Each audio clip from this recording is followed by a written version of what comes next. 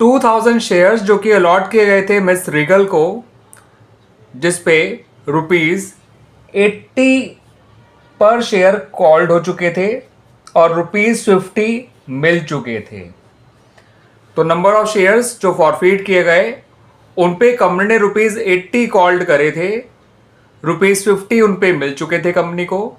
ठीक है बच्चों, इन 2000 शेयर्स को फिर रीइश्यू कर दिया गया फॉर ₹70 ईच और ₹90 पेड अप। ये 90 है बच्चों, 90 पेड अप मानते हुए इनको रीइश्यू कर दिया गया। आपको बताना है कि कैपिटल रिजर्व में कितना अमाउंट ट्रांसफर किया जाएगा ऑन देयर रीइश्यू। तो बच्चों जब ये शेयर फॉरफीट किए जाएंगे तब जो फॉरफीचर की एंट्री बनेगी, मांगी तो नहीं है लेकिन बनाएंगे तो ऐसे बनाई जाएगी।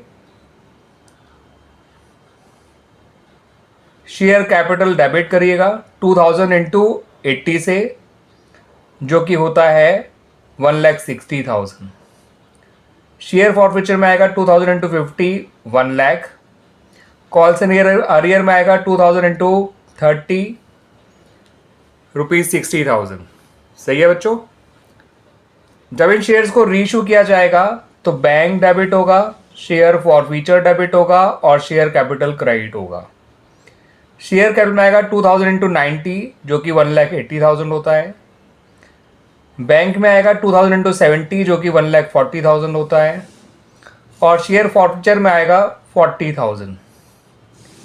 ठीक है बच्चों। तो जब ये शेयर फॉरफीट किए गए तो शेयर फॉरफीचर अकाउंट क्रेडिट हुआ था ₹1 लाख से।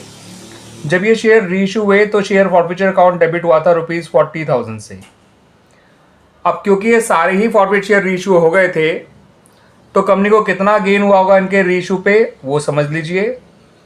1 लाख जो इन पे मिला हुआ था कंपनी को, माइनस जितना इनके रीइश्यू पे डिस्काउंट दिया गया बाय द कंपनी, तो कंपनी को गेन हो गया on the reissue ₹60,000।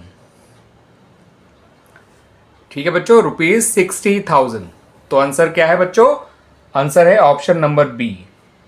The gain on reissue of the shares is ₹60,000।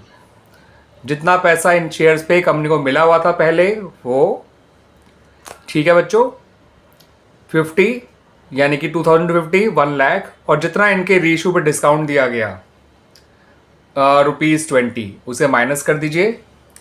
दूसरा तरीका जो बच्चों, वैसे तो ये एंट्री वाला था ये तरीका, दूसरा तरीका जो बहुत सिंपल भी था, आप बिना एंट्री पास करे भी कर सकते थे, वो भी जान लीजिए। इसके जरिए तो मैं आप लोगों को एंट्री भी बताना चाह रहा था, दैट्स वाई मैंने ये सब करके दिखाया। और अगर गेन की एंट्री मांगे तो वो होती है share forfeiture to capital reserve.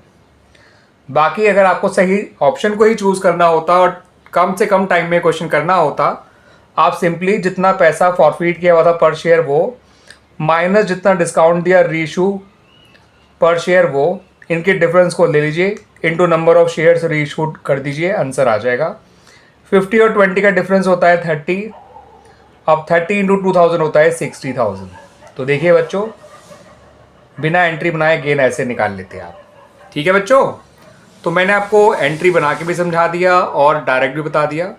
Forfeit amount पर शेयर में से डिस्काउंट पर शेयर माइनस कर दीजिए और डिस्काउंट ऑन रीइश्यू, आपको गेन पर शेयर मिल जाएगा और गेन पर शेयर को मल्टीप्लाई कर दीजिए with the number of shares reissued, आपका आंसर आ जाएगा।